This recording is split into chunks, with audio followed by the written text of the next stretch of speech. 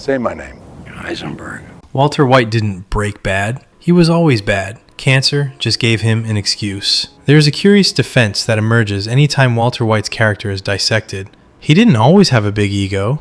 Really? It's my hard work, my research, and you and Elliot make millions off it. This is the man who abandoned Gretchen Schwartz because her family's wealth triggered his insecurity like a loaded gun.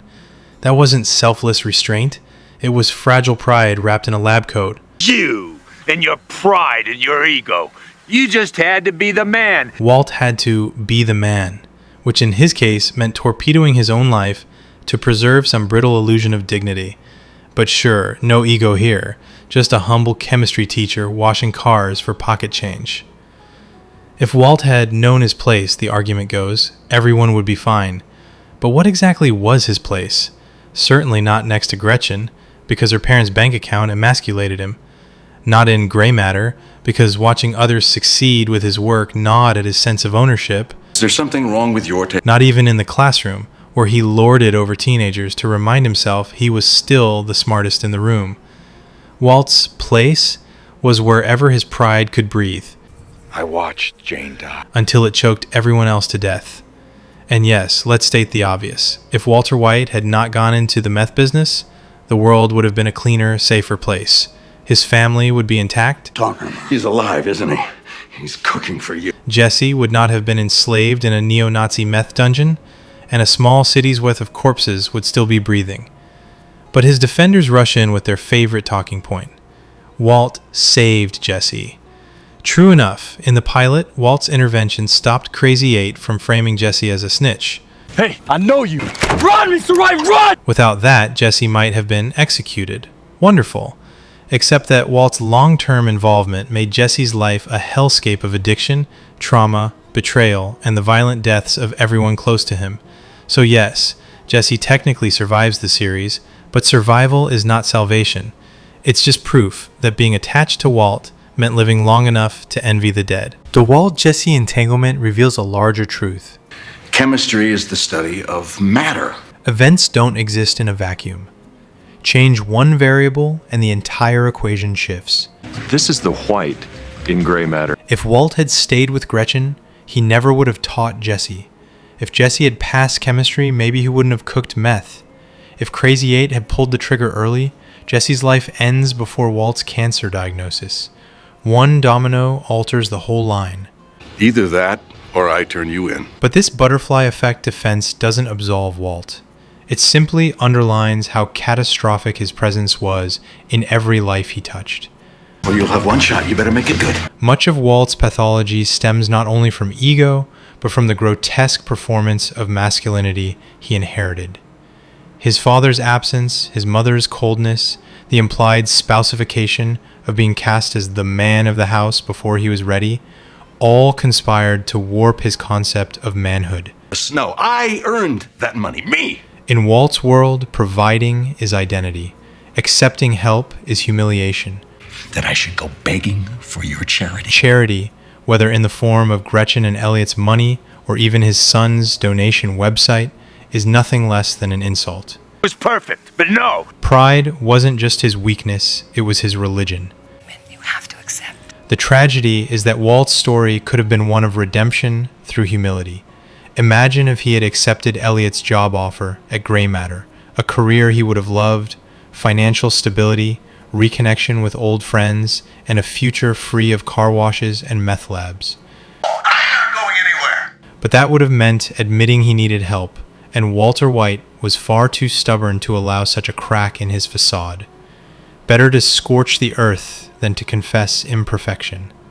What makes Walt fascinating is not that he had a big ego, but that his insecurity and ego coexisted in perfect symbiosis. Insecurity plus massive pride is a toxic combination.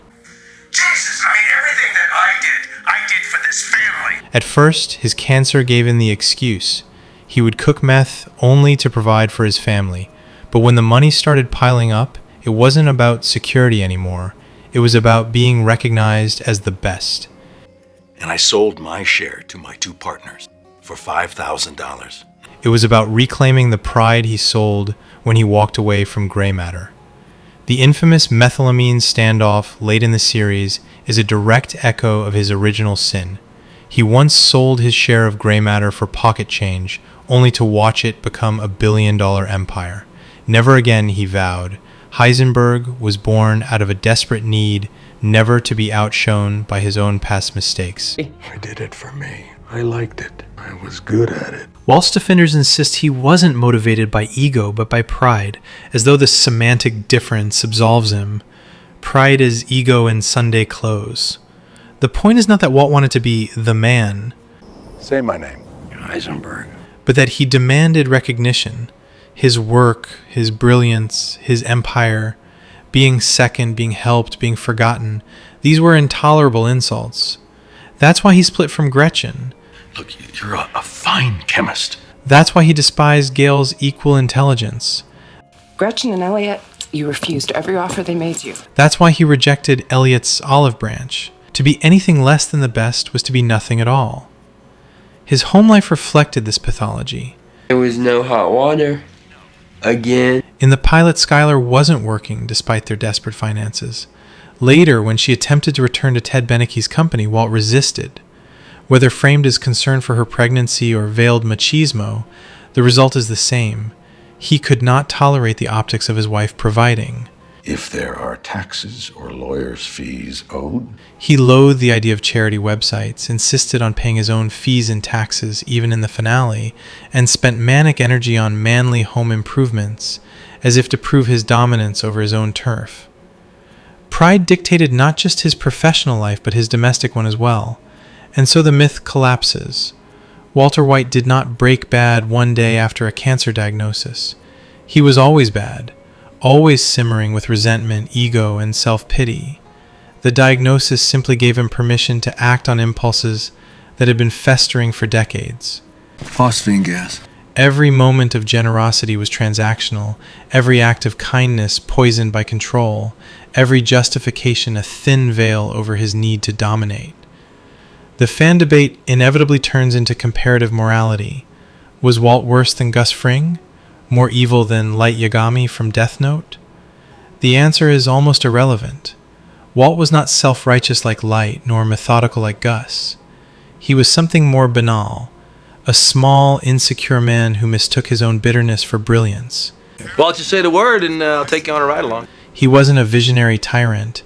He was a man so terrified of being ordinary that he destroyed everything in sight to avoid admitting he already was. I am the danger. In the end, Walt's story is less about empire building and more about the perils of toxic pride. This is not an issue that... He could have had happiness, love, stability, and respect. Instead, he clung to the illusion of greatness until it consumed him. Walter White was not a man undone by circumstance. He was undone by himself. And he deserved it. Character study verdict. Walter White didn't fall from grace. He crawled there willingly, fueled by insecurity and camouflaged as pride. Permission. Alls I know is I got half the money. His empire was never about family, never about security. It was always about ego, and the devastation left in his wake is proof enough. Walter White's empire was built on ego. This channel? Built on you hitting subscribe.